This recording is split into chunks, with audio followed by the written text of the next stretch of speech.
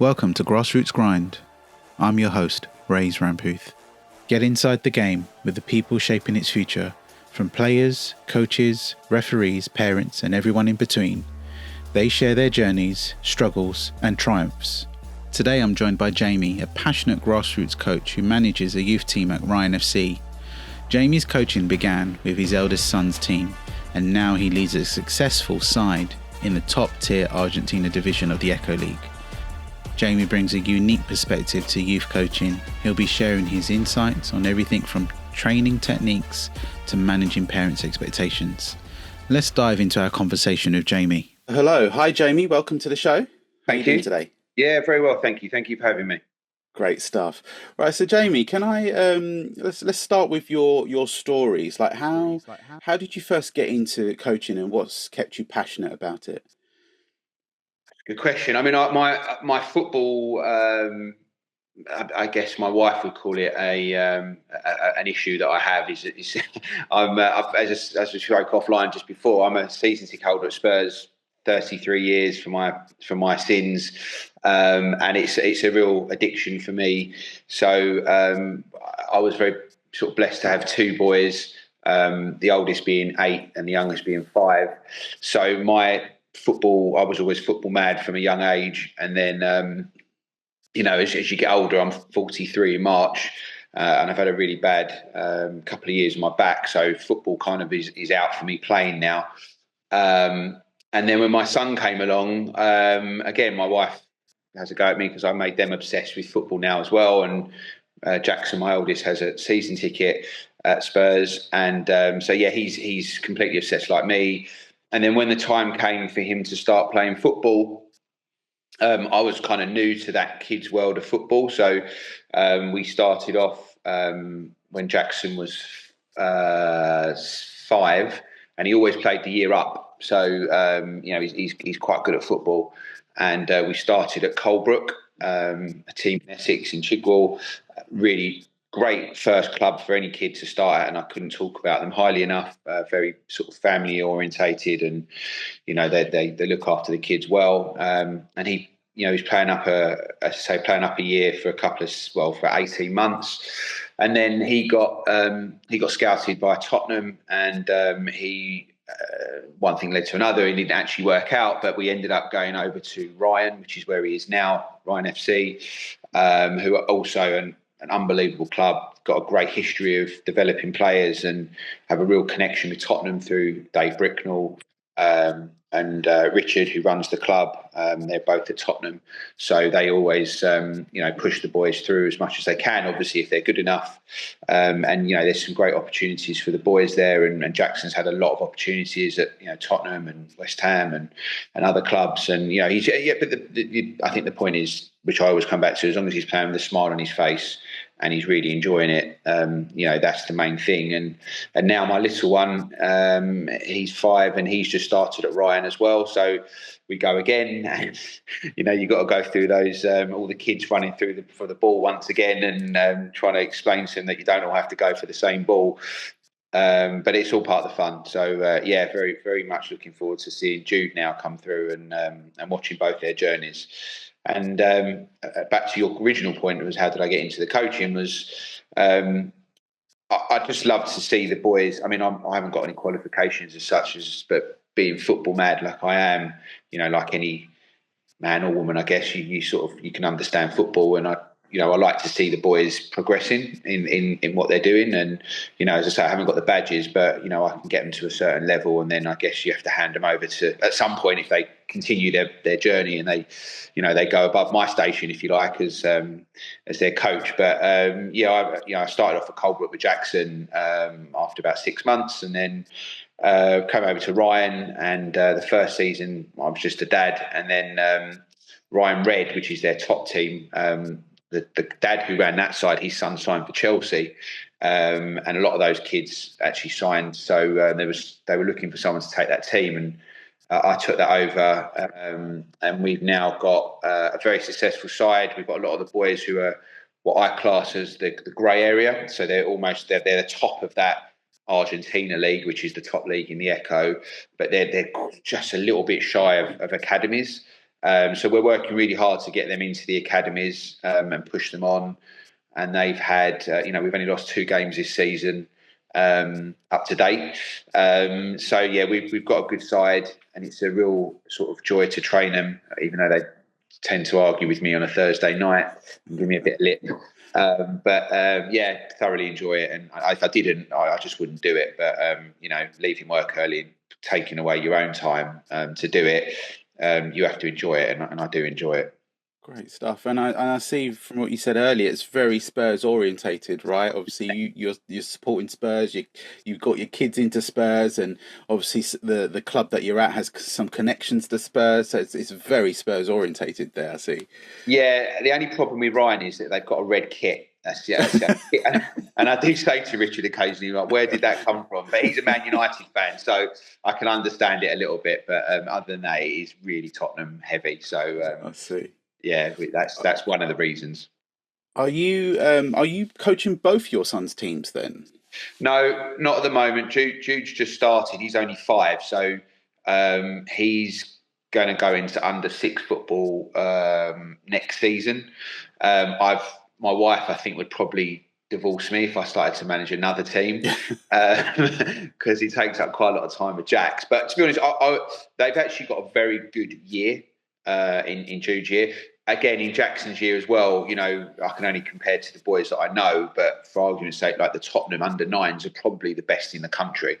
They're beating Arsenal, City and all these teams on a regular basis. So it's particularly hard for that age group to try and get into a Tottenham, for argument's sake, or anybody else. It's a good year. Jude, from what I've seen from the Ryan boys, has also got a very, very good year. So I don't know. In answer to the question is no, I'm not managing it. I'd quite like to just be a dad and go over and watch Jude. But if one of my mates takes it, then I might help him out if he needs a hand. Sure. But I'd rather be the assistant. Sure. So having a child in your team, how does that kind of influence your coaching style? It's a really good question, and it's something that when I started doing it really played on my mind from a favouritism point of view. That's for sure, because I am quite lucky that Jackson is in the top percentile of the kids in our team, so that does make it a little bit easier. But I always feel so when I started the season before, when I wasn't manager, the guy had 10 players for a 7-a-side. No, sorry, he had 8 players for a 5-a-side. And I just felt that was too many boys. I just think you want to have, as a manager, you want to have 7 boys. If you're doing 5-a-side, you kind of want to have a couple of subs. I think any more than that, you're almost, because you're trying to identify who the good players are in that first age group, because everyone changes at different speeds and different times. And I'm very honest with the parents, and the parents are very honest with me that I would never drop a kid during the season, but by the end of the season we can have an open and honest conversation, especially at a team like Ryan, because Ryan have got such a great reputation. At the end of the season, you end up getting the boys who have dropped out of academies, or the boys at the other top teams in that sort of Echo League, Argentina, who want to come and play for Ryan. So the standard of kid every summer just gets better and better. So it's always during the season, once I've picked my squad, that's my squad, and I will work with them and improve them as much as I can. But when I started it was always in the back of my mind, like, I should take Jax off first because he's my son, and you don't want to show favouritism. And I'm sure you've probably spoken to other dads who are probably in the same situation, and the reality is he is one of our best players, and I'm not just being one of those dads. The stats, if you like, don't sort of prove that. And when he's not playing, they also show that the team sort of falters in other areas because he's a left-footed player. We don't have many left-footed players. So it kind of does bring the side down a little bit.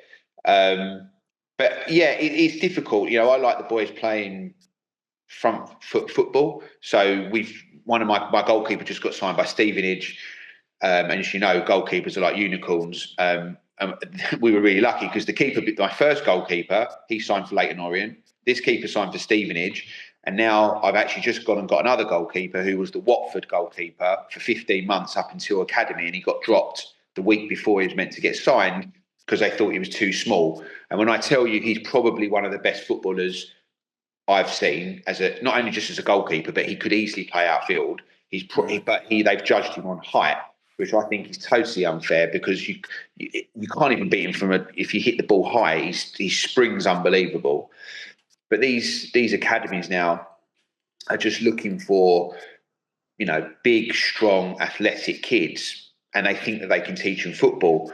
And there's plenty of kids who are slightly smaller who, for me, are different class when it comes to actual football ability, but they're getting overlooked. And and even I'm not going to name names, but people who are at these clubs I know, and they're just saying our hands are tied because the clubs are telling us that's what they want us to go and find as a scout, but we're actually turning away boys who are now going to the lower sort of Cat 2, Cat 3 clubs, and they've had a result really because they're picking up these really good young, smaller boys, if you like. And they're 8 and 9 years old. Of course, they're going to be some are going to be a bit smaller than others. But like for example, my son's a May baby, and he's reasonably small but strong. And you've got other kids who are like my youngest boy is a November baby, and he's the tallest in his year. But that doesn't mean he's a better footballer. It just means he's got a bit more height. So it really frustrates me that whole ethos of the clubs at the moment is what they're looking for in 8 and 9 year old boys. So I went off on a bit of a tangent there, but No, it's fine. Yeah, it's okay. that's kind of how I like to play football, back from the goalkeeper forwards. I want to have the responsibility of the keeper receiving the ball from his two defenders and feeling comfortable. And don't get me wrong, last week we let in a goal because we rarely play on pitches, on grass pitches anymore. We play on Astro, but we played on a grass pitch last week, and I said to the boys, it's really bubbly, it's really muddy. You have to be careful. My defender played the ball back to the goalkeeper. He got stuck in a bit of mud. They went through and scored, and they were a bit disappointed. And I was like, no, I don't care, because you were trying to play football the right way. I don't want to see long balls, and because you're just giving the ball back to the other team. Yeah. And and then we went on, and we only had a bare minimum of players last week, 7, and the other team had 3 subs, and we drew 2-2. But as I said to them afterwards, I was really proud that you just continued to play football, and we scored a goal in the last minute to draw, and it was brilliant. You can't win 6-7-0 every week. That doesn't happen. Yeah. But that's how I like playing football, anyways, from the keeper outwards, and having wide wingers and attacking the fullbacks. So it's quite interesting that you mentioned that about the scouting there, that they're actually looking from what you're saying there. It seems as though they're looking for physicality for kids over the technical. Is that how it is? I mean, I think I'd be unfair to say that they're not looking for technical, but I think what they're also looking for is, can we find a boy that's above average height? Are his mum and dad reasonably tall? Because that's one of the things they look for. Generally, that 100%. I've been told that by the scouts themselves. We look at the parents. I'm 5'10". I'm not over 6 foot, so they're looking at, Jackson's not. His dad's 5'10", his mum's 5'9" or 5'8". He's obviously got room to grow, but you might look at little Dave over there, and his dad's 6'3", and he's already bigger than Jack. So we're going to have a punt on him first because he's also a good player, but we can technically try and make them improve. And then what happens is they get to 10, 11, 12. Everyone sort of catches up with each other, and then they start bringing them back into the academies. Now, the downfall of that is that the boys who they've got in there for the previous 2, 3, 4 years have had that coaching 3 times a week. So they've got the professional coaching, and then they bring these class of smaller kids from 3, 4 years ago who they've been watching it. They'll invite them in, like we all get invited in to play for show games, and we bring Ryan in, and we took Mike Ryan's team in and played Tottenham before Christmas. We played the year below, and we played them in 5 games. We scored 28 goals and let in 3 or 4. So, and that gives you an indication of that year age gap makes a big difference. But on the flip side, that you can't tell me that some of my boys shouldn't be looking. I'm not saying Tottenham, because they're unbelievable, but there are definitely levels of where those boys could fit in, but some of them are on the smaller side, so they're getting ignored. Yeah. So that becomes frustrating. And mixing that in with the fact that you are in Division A, so it's Argentina, right? That's how the Echo League's laid out. And I'm getting the impression that's pressure as well, because once you're in A, you're looking to perform every single week in order to get scouted. Is that correct? I think that's a fair observation. Yeah, I mean, as Ryan, I mean, forgive you, we played. I think the week before Christmas we played at home, and I think a lot of um, the academy games for some reason have been called off. I think it was bad weather, but our game was on the Astro. We had Tottenham, West Ham, Arsenal, Brentford, and Fulham all at our game, and they all wear their jackets. You can't miss them. Right. And they just stand there on the sidelines. That pressure, the kids can't ignore it. You can't miss them because they're not one of the parents. They don't stand with the parents. They come and stand on the manager's side, and they just stand there. So you can imagine that pressure for an 8-year-old, knowing that you're being watched or you're continuously being watched. They keep coming back. They keep coming back. And the under nine, so when at the start of this season going into under nine football, a lot of these kids who had been at these academies for the previous 18 months then got signed onto academy forms for 2 years. So from under nine, all of under nine, they don't really sign any new players because they've given those boys a 2-year contract. So at the end of this season, going into under 10s, so if you've got, I don't know, let's just say, for example, you had 20 boys in a squad, they'll keep the first third. They were guaranteed to go through to the next year. The next third will be 50-50, and they'll assess them during the summer and then decide which ones they want to get rid of. And the final third, they'll go. And so by under 10s, even though they've got a 2-year contract, they'll get cut after a year. And then what they do is they then go back out to grassroots football and they bring in the next third to then push on for the under 10s. That third that get let go then go into sort of Cat 2, Cat 3, and it just goes down the pyramid. So this year is a bit of a dead year for under nines because they're not going to get taken in unless, like my goalkeeper at Stevenage, their goalkeeper wasn't having a good time. Bobby is a superb goalkeeper, and they brought him in. It made sense. So it's very hard under nine level to really push in. It seems very cutthroat, and obviously for a 9 or 10-year-old trying to deal with let's just say the mental health side of things as well, that the pressure and potentially being signed by one of these big clubs and then potentially like the next year or two being cut. How does that child deal with that impact, and how does the parents obviously try and deal with supporting that child? It's quite full on. It's scary. No, I'm not going to name names, but there's one parent I know whose kid's at Tottenham, and he's a superb player, and he comes over and trains with us on a one-to-one sort of thing that we do with another coach. And I was talking to his mum, and his mum's like, "How's he really enjoying it?" And she's like, "Yeah, like." But he comes here because they're his mates, and he wants to play with his mates.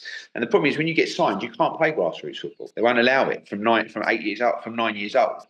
So for him, his mum's like, "It's good, but it's so cutthroat. Everyone wants your position. Everyone. So they're not friends. They're not bonding. They're like, oh, I hate." Like they're all nice and polite to each other, but they all know they'd stab you in the back in a second because they want your spot. Whereas at grassroots, they're all mates and they just want to play football together and chat about the week. And, if you have a bad game, someone puts their arm around your shoulder, don't worry, we're back next week. It's fine. There's no...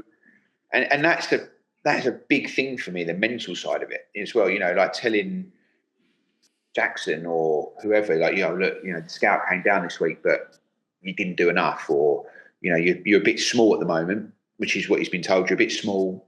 We'll keep watching you. Okay, well... That's not his fault, if he's good enough for ability wise, and not just Jackson. This is generally across the board. I'm using Jacks, but generally across the board.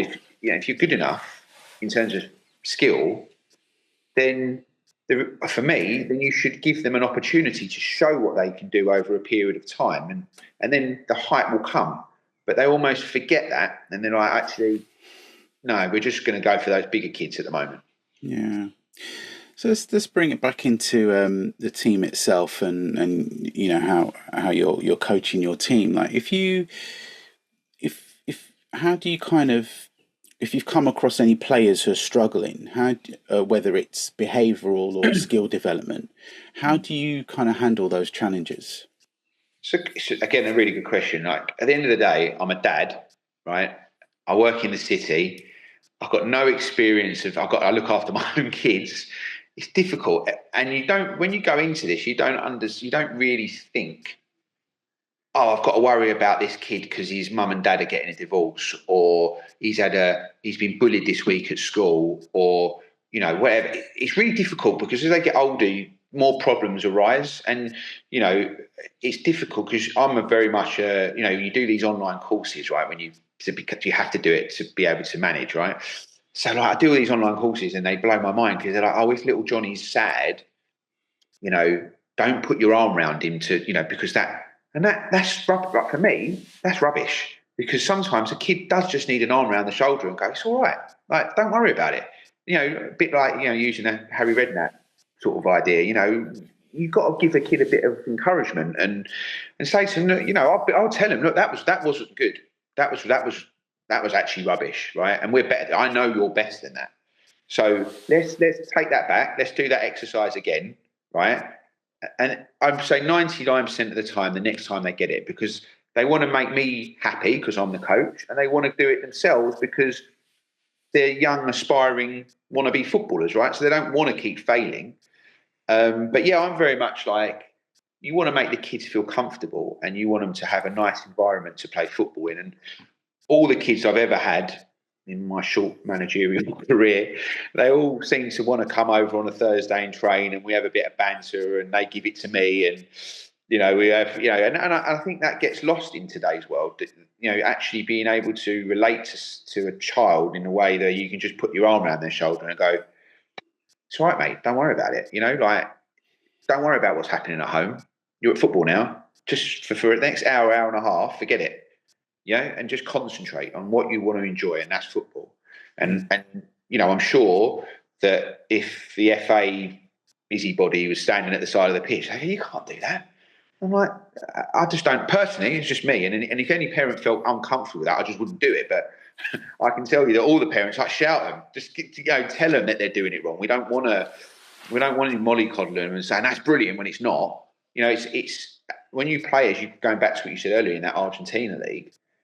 It's not cutthroat like an academy, but you don't go over there messing about. You go over there and everyone wants to win the game. There's no, don't worry, you lost this week, you've got next week. That doesn't happen. And that's the difference, because Jackson played in some lower divisions when he was starting out, and it was more like a bit friendly and all the parents knew each other. Do you want to bake and roll? It's like, it's not like that. It's you go over to win the game, and then afterwards you can have a bit of a mess around or whatever. But yeah, it's definitely different in the Argentina league. Yeah, it seems quite serious to an extent. Like they come there to win or to get the most out of it. Yeah. Well, also going back to your other point, you don't know who's watching you at any point. There could be a scout there, and if you have an off game, right? And what we played the other week when I was telling you about those guys come over, the goalkeeper on the other team who had an unreal game. Two of the clubs asked him to go in for a 6-week trial off the back of that game. Wow. Yeah. Mm. So your training sessions, you mentioned Thursdays, right? You have, I take it you have matches on Sundays. So do you train as well on the Saturdays, the day before? No, we don't. Only on the basis that a lot of my boys play Saturday football. Right. So they'll play in the JPL. So I wouldn't be able to get the boys together because a lot of them do their own thing. So I wouldn't want to put that on them to choose what they do. So they just do their own thing. And the JPL is the Junior Premier League, is that correct? I think it's what it stands for, yeah. I've got to be honest with you, Jackson plays occasionally for our team if they short of a player. I choose not to play him on a Saturday because actually we go to Tottenham, and he also he plays a lot in the week. So the Saturday's kind of like his day off. Occasionally he'll play for him. And there's always we're in the better league, and this is the... Personally, I think the Argentina league is a better standard. It's just a personal view after watching quite a lot of games in both. Sure. But there's always that argument. So in your Thursday's training session, what's your typical training session like? Like, what's your approach to warm-ups and drills, and how do you structure them? So we have I'd probably say we have like a 10-minute, 15-minute warm up. But again, 8 and 9-year-old boys don't really want to be doing a lot of stretches and a lot of warm up. So I try and bring the ball in as soon as I can. I mean, obviously the last couple of weeks have been absolutely freezing. So, we're doing some sort of shuttle runs just to get the blood going, and then the ball comes out, and it's all about ball mastery for me. So I'll use the penalty box, and there'll be so we've got a squad of 9, so the 9 of them will be in that penalty box, and if you run into someone else with a ball, you get penalised, and you have to do some press ups, or you have to do a lap around the pitch, and so we make it a bit of fun, and everyone's competitive, and last man on someone's back, and if the last person standing, and everyone gets to flick his ear, or just stuff to sort of make the boys enjoy it, just a bit of banter, and they all love it, and bit of bonding as well. I see a bit of bonding, exactly that, and no one wants to get flicked on the ear because they take it quite seriously, and there's a lot of, I'm sure a couple of them have had bruised ears over the time. And then we go into, obviously there's a lot of teams that train, and you don't have a lot of, you have probably like a quarter of a pitch, or you have half a pitch. So it's hard to do formations as such, but we try, and what I do is we do a drill where, is sort of getting our centre midfielder will start on the halfway line. He'll play it into my feet, I'll play it back to him, and then how we play is we like to get the ball out wide as quickly as possible and get our wingers who are quick to attack the fullback. Right. So we either get the ball out wide, he'll come back into it. So the winger's got 2 options. He can take him on the outside down the line, or he can play the ball back into the midfielder. He can then spread the play and go out the other way, or we can try and do, I'm getting them to talk a lot more. So, shout 1-2, so they'll pass the ball will be played behind the defender, and then we just whip the ball in at the near post for the forward who's making the run. So that's something that we work on quite a lot, and that's really shown this season in a lot of our goals that they've come from that way. What I don't know, you probably heard this from the other managers, which is I think one of the worst things the FA have actually ever done is this new kick-in rule and the new heading rule. So that, if I've understood that one correctly, I think it's up to under 7s to under 10s, or under 6 to under 10s, where they can't throw in if the ball goes out from the sidelines. They have to place it down on the line, either kick in, dribble in, or pass to a teammate or something. Yeah, you've nailed it. I mean, the problem is from the younger years, it worked. I would think the kick-in rule, if you call it that, probably works reasonably well, because the boys don't have the power to dribble the ball on, take a touch and smash it as hard. As you get to 9, the boys have got the power and the skill set to dribble the ball on and actually get themselves in a position where, at an angle where they can shoot.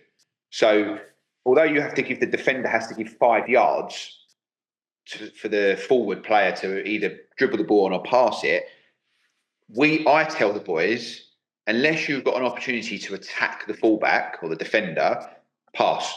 Because I think that, because obviously you can't, if you put the ball down and you cross the ball, you can't header it anyway.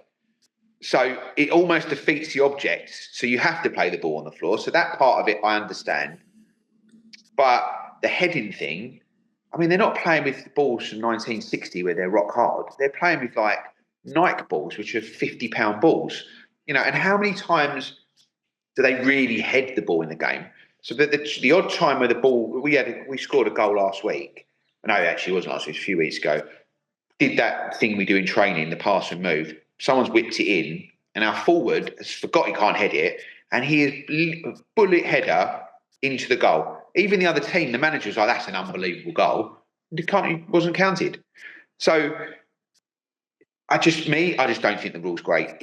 I would love to see the figures that show of a kid playing in today's football, if they ever had any long-lasting damage to their head. If there was, I'm completely wrong, and I will zip. But I don't think there's any proof of that age group. Maybe 30, 40 years ago, 100%. I can imagine it. I played with those footballs, and so did you probably. And you knew if that ball hit you and it was a wet day, what that was. Be stinging all the way into next class, side of your face or side of your leg, just stinging red. yeah, exactly. Do you rotate your kids into different positions? I remember you're talking about your drills there and how you actually structure your drills in how they pass and play and shoot. So when you're playing your matches, do you kind of every week or every other week, do you rotate your kids into different positions, or do you tend to play them at what you feel is what they might feel is their strongest area? Um, we do move around. I'd say the boys know their position. Um, but I've got, for I say, my son Jackson, he plays left mid, but he can also play up front. So we swap him around. We've got, one of the defenders, he can play left mid. So if I move Jackson around, he'll go to left mid. Yeah, all the boys can play in different positions, and I think that's actually a really good thing for them to understand, because again, I can only use my son as an example, but I always say to Jackson, like, when you play on the wing, or sorry, if he goes up front, and then say someone like Franco who's on the left, and like, how you want to, if you're the winger and now you're playing up front, how do you want to receive the ball? Because if you're smashing the ball into someone's feet and he's bobbling and he can't, like, you don't want that. You want it just played nice into his feet or slightly in front of him to make the run so he can get the shot away. So it gives them a different perspective of how they would want to receive the ball in different scenarios. If you're a defender, then you go up, into midfield. You want to receive the ball in the half turn with your body open rather than receive it right under your feet with someone about to smack you from behind. So, I do try and do it. But at the same time, I wouldn't want to we've got one defender, Ivan, who he's born defender. He's a born defender. If I say to him, go and play in midfield, he would blow his mind. He's like, I don't know what you're talking about. So he won't have it. He's like, I'm a defender. That's it. I'm like, okay, cool. Cool, right. And do you also you obviously look after your team? Do you also manage all of the kits for your team as well, or does the club actually do that for you? No, we're really fortunate. Like Reiner, we'll give Richard a bit of banter who owns the club, but he's brilliant. He sorts the stress that he has every week. I mean, I've got enough stress just doing what I do, so I can't imagine what it must be like to actually run it. He does all the refs, so we don't have to pay for all of the refs are paid on our subs. So he does all the refs, pays all the refs every week. He sorts all the kits out at the start of the season. So get a new kit every year for the subs.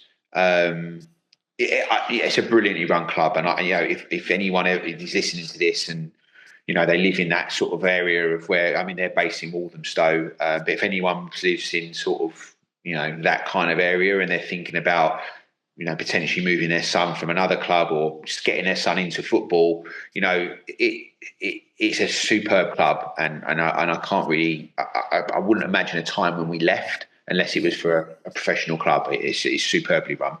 Right. And how do you kind of deal with your coaching and your match days? What's your take on parents coaching from the sidelines during the games? Do you get that? I'm really lucky, right? A lot of the parents or two of the parents are my personal friends. The other parents, we've now become friends. And they're all very much like, we love how you coach. If we don't, I always say to them, shout encouragement, give them, if you can't shout encouragement and you're getting frustrated, have a word with me and we can talk about it after the game. That hasn't actually ever happened yet. I'm sure it'll happen this Sunday now I've said it. But yeah, generally they are great parents. There is nothing more cringeworthy for me than when we play, and it does happen, you do play these teams and the parents get a little bit excited over different things. And, last week, two of the boys had a bit of a scuffle, and you had one parent, mum, jumped over the thing, and I could hear her. The ref was brilliant. He got in between them. They're 9-year-old boys. They were being silly, and and the mum's going, "Go on, hit him!" And I'm saying to the dad, who's the manager, it was his wife, and I'm going, "You can't. What's she saying?" Yeah. And he's screaming at her, and in the end, she got back, and she obviously realised what she's done. She's completely lost her head, and it was really embarrassing. And even the other parents, you can see him calm down. You just got to let the ref sort it out. Yeah. It's not like it's on the street and two having a fight. They're two kids who are going for a ball. they've got a bit of history together. They don't really like each other, and they started to push each other. And yeah, it's two boys, trying to work their way out of life, and who's stronger, who's bigger, and the rest sorted it out. But yeah, my parents, I'm very lucky, are very good, and they don't coach brothers. So that what they do off the pitch, I don't care. You can tell them, but I say to the boys, they're your mum and dad, but I am your dad for the day, because until that match finishes, you listen to me, and then afterwards, your dad can tell you all about. We do the VO as well, so you can watch the game back. Great. And I sit down. I make sure I say to the parents that I know you've got other things to do. If you get 10 minutes, just 25 minutes, you can cut it down a bit. Just watch bits of the game. You have to watch the whole game. Just watch your son and say, look, you gave the ball away there, or you've dived into that tackle, he's knocked it past you, you looked a bit silly. So just watch it through, and we do. And we got that about one of the dads bought it about 6-7 weeks ago, just before Christmas. It's been brilliant. Like, occasionally get it from the other team if they were doing it and you'd watch it, but now you can actually watch it back and you can give examples. Last week you did that, and really you should have just jockeyed and he wouldn't have got round you. Yeah. And it works. If anyone can afford it who doesn't have it as a club, I would highly recommend getting it. It's superb. Great stuff. And, obviously we're talking about grassroots, but, what does, sorry, just trying to get my words out here. What does grassroots football mean to you?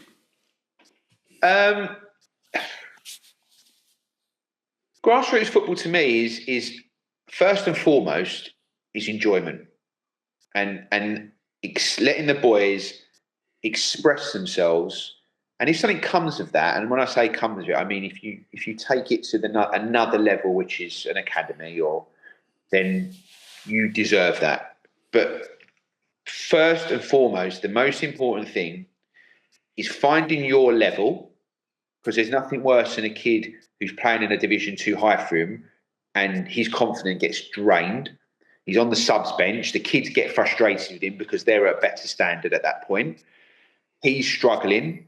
The parent needs to make that decision as well. That's not just down to me as a coach. I'm a dad. I'm not getting paid for it. I don't want to have a row with a parent saying your kid's not good enough. But we all know as parents, deep down, if you really own it, your kid is falling behind, and you need to be an adult and say, look, little Johnny, let's go and find a team in Brazil or Croatia or Denmark. Let's get your skill set higher, and then we can go back in a year, 18 months, and prove to them that you're at this level now. I would definitely do that. I mean, I wouldn't be embarrassed to do it. But as I said, what grassroots football means to me is letting the boys enjoy it. And to enjoy it, you have to be in the right division. Because if you're not, you don't enjoy football. There's nothing worse. And I think that the clubs have a duty. It shouldn't just be down to the manager. It should be down to the club. And I don't think clubs address that enough, because it's not a nice situation for a parent who, as I say, it's not my job. I work in finance. My job is that, but my passion is to help my son and his mates get to a level which they're happy with. And the parents, if they're not making that observation that their kid isn't good enough, or not, that's the wrong word, isn't at that standard or level at that moment, the club needs to intervene. And a lot of clubs don't do that. So I think that's something that a lot of clubs need to address. Right. And if someone was listening to this and thinking about becoming a grassroots coach, what advice would you kind of give to them to get them started on their journey? I'll run away. No. No. I think, as I said, it's not your job, right? As a manager, you're doing anything, whatever it is your job is. So you have to have a passion to do it. I think that I give the boys a really good foundation to improve their game, because I know. I mean, you might ask someone else who knows me and go, he doesn't know what he's talking about. But I like to think that I know about football and how I like to see football being played. They always talk about the Tottenham way, and we haven't won anything, of course, but there is a way that we enjoy watching football being played as a Spurs fan. That wasn't a Mourinho or a Conte. It might not even be a Postecoglou. but something in between those. And I know how I like it being played. And I think if you're a manager or that's going into it for the first time, make sure you show those boys what that football looks like. Make a stamp on that team. Don't just go out there and play and everything will be all right.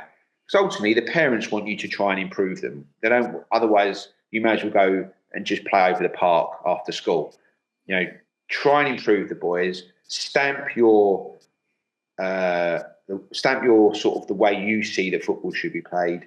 And if you can do that, and you can get a good bunch of boys together, and everyone's having a laugh, in terms of taking it seriously, depending on whatever level you're playing at. If it's a lower level, enjoy it. It doesn't, it is what it is. As you go up those levels, up those leagues, it just gets more and more serious. So you've got to be prepared that the higher you go up, the more there's going to be on each game that you play. And that's what I would say to any aspiring dad who wants to be a manager. And just the very last one, actually, if you were given the chance, or your kids are given the chance to move into a big club academy, would you carry on coaching the team that you're coaching right now? I'd probably say no, only because I think it would restrict me seeing my own son play football. Yeah. If I had an opportunity to continue to do it, and my wife wouldn't divorce me, I probably would do it. Yeah. But again, I've got such limited time in my life to. If you said to me, "Do you want to go and watch your son go and play for an academy, or do you want to go and manage the Sunday team?" As a dad, you know where you're going. So it's it's actually not an unfair question, but it's an unfair way of answering it, because I love all the boys. I love seeing them get better, but my son comes first, and I'd love to go and see him play at the highest level we can. Of course. Great stuff. Jamie, you've been a great guest today. I appreciate your time and your answers. Thank you so much for your time today. Cheers. Absolute pleasure. Thank you for your time as well. Really appreciate it.